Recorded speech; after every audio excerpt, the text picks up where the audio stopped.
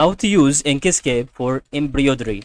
So this really one of things that should be understandable whenever you go started to see the subject, what we're gonna start to realize on it. So what we're gonna start to understand on this progress is really to be important on that way. By the time we draw shapes and convert them into shapes, we draw the shapes and click on convert into the face and the object to face, and also here object to face, and then start to apply stitch types using ink stitch.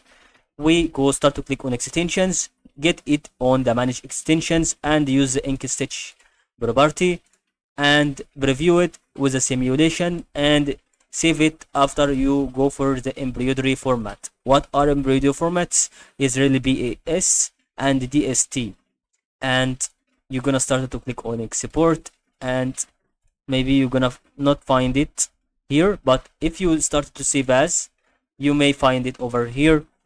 If BS right here, maybe this one, and or maybe EBS, but it tells you that is really the BS. So the BS may be this one that I provided, and that